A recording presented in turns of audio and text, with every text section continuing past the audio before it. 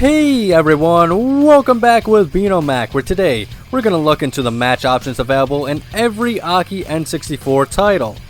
This will be an interesting in-depth showcase of how the series match options and rules have evolved, so hopefully y'all enjoy. So starting off with WCW vs NWO World Tour, we have 4 match options: singles, tag team, handicap, and battle royal. Right from the beginning, you were able to customize all matches with rule set modifiers. You can enable pin, submissions, and TKO as win options. With these tools, you can technically have submission matches as well. You can have 10 second, 20 second, or no countouts. There's also the lumberjack feature. Wrestlers aren't actually outside of the ring, but this feature makes it so no one can manually exit the ring. If knocked out of the ring, then upon getting up, wrestlers automatically move back onto the apron. Finally, there is quick match. This applies to only submissions where joint locks occur and the match ends quickly. I believe this is more of an MMA thing, where once an opponent is locked in, they have no choice but to tap or suffer career-ending injuries. Tag options available from the start include tornado no tag options and elimination style matches. These rules alone can give much variety to this match type, essentially giving us 2 more match options. These same rules also are available for 2-on-1 handicap matches too. Finally, in Battle Royal, there are 4 contestants with elimination rules only.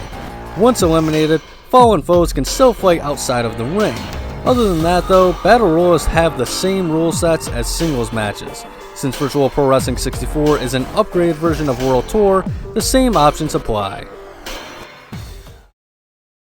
In Revenge, a lot of the same rules carried over. There is a new no DQ option now, however. This doesn't work how we've come to expect though. This is actually just their way of saying falls count anywhere in the arena. And if this feature is on, then ring off is automatically switched to off. Revenge is the first AKI game that allows interference as well during one-on-one affairs. Tornado tag matches are still available, but unfortunately, this is the title that removed elimination options from both tag and handicap matches for some reason. And sadly, elimination tag and handicap matches would never return to the series. Battle Royal mode sees huge improvements. Now you can have 4 to 40 entrants. Only 4 on screen at once, but when a wrestler is eliminated, another joker comes from the back to take his place. They have random and preset options, but I don't think anyone actually knows what this means sadly, since it just seems like both are random to me. Countout is no longer available in Battle Royals, but now ring out elimination is. But obviously, if you have falls count anywhere on, ring out isn't available as an option.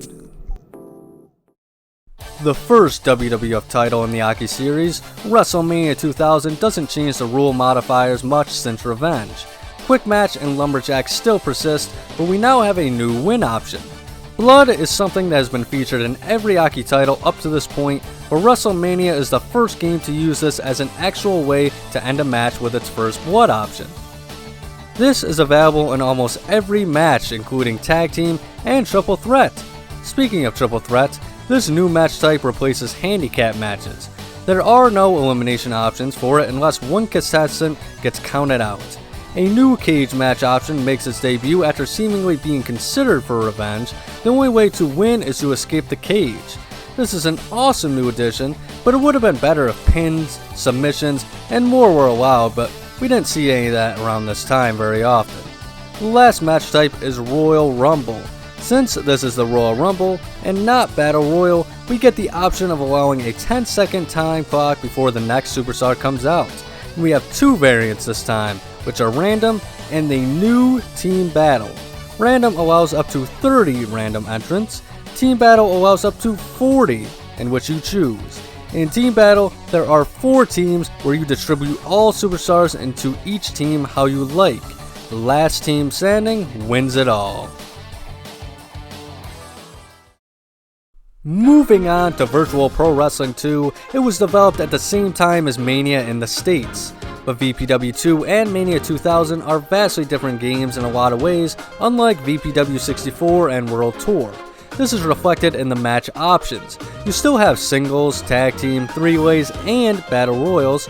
Cage matches weren't much of a thing in Japan, I guess, so they're absent. A match ending by bleeding is still here, but instead of first blood, it's referee stoppage. So you must first make a foe bleed and continue until they bleed further, which then ends the match. The usual options are here, but we have an exclusive option for the referee to occasionally announce how much time has passed during the contest, which is pretty cool. There's even an option to have a referee decision if the time limit expires. In singles matches only, you can change the rule sets to a new shoot fighting rule set. It's essentially a new match type. You can set the rounds, point systems, or lack thereof, how many points certain moves like takedowns, submissions, and knockdowns gain, referee stoppage, and more. You can also win by knockout from a well-placed shot or a 10 count. Nothing else changes much though, other than the random allows up to 40 wrestlers in a battle royal, and no countdown clock option between battle royal entrants. Now it's time to finish this evolution off with the final N64 AKI release, WWF No Mercy. In exhibition we have singles, tag team, triple threat, handicap, and cage. AKI has removed the lumberjack feature that automatically kept wrestlers in the ring. My guess is they either thought this feature was useless or potentially overexploited in free play. No DQ has been updated to hardcore and now allows pinfalls and submissions to win a match all over the arena and backstage. DQ is now properly implemented. Mostly. If you hit someone with a weapon while standing in the ring, then you're disqualified. Even with this on though, outside of the ring is fair game for weapons. Countout also stops if you enter the stage or backstage areas in a match. Elimination still didn't return for tag or handicap matches, but if someone is counted out in a triple threat match still, the remaining two are allowed to fight it out alone. Royal Rumble returns of course, but with 3 options now. The returning random and team select, as well as the ability to finally choose all entrants in an every man for themselves version of this match. No version allows the proper 30, with all 3 variants allowing between 4 and 40 superstars. We have 3 new match types this time. Guest referee allows a player to control the ref and essentially do whatever they want. The match truly is in their hands. No CPU can be a ref though, which kinda stinks, since it would have been nice to have had an AI Earl Hebner. Guest referee has singles, 3-way, and handicap match options. Then there's the ladder match with singles, tornado tag, triple threats, and handicap options as well. The only goal is to climb the ladder in the center of the ring and retrieve either the briefcase or title. Finally, Iron Man matches are where superstars wrestle in a selected time limit and compete for points until the time limit expires. You can then set what options score points. Other than the fact the match keeps going on after successfully completing win or lose conditions until the time runs out, the rules are the same as the normal variants of these matches. The superstar or team with the most points at the end of the match wins. The awesome thing about No Mercy when it comes to this match type is that most games only allow for one-on-one Iron Man matches, but here, AKI lets players have tag team, singles, triple threats, and handicap matches with this formula. And I think these kind of options really speak to the overall creativity and freedom that AKI Corporation allowed fans to have when crafting their own stories in these games. That's all for this video folks, but thanks for watching, and if you did enjoy, please like and subscribe to me, Beano Mac, for AKI videos every single Sunday. I do AKI playthroughs every Saturday and non-AKI wrestling games every Wednesday, so ring the bell to be notified of those as well. Heck, if you want even more content from me, check out my non-wrestling gameplay channel, Beano Max, in the description below. Above all else though, please remember to have a nice day.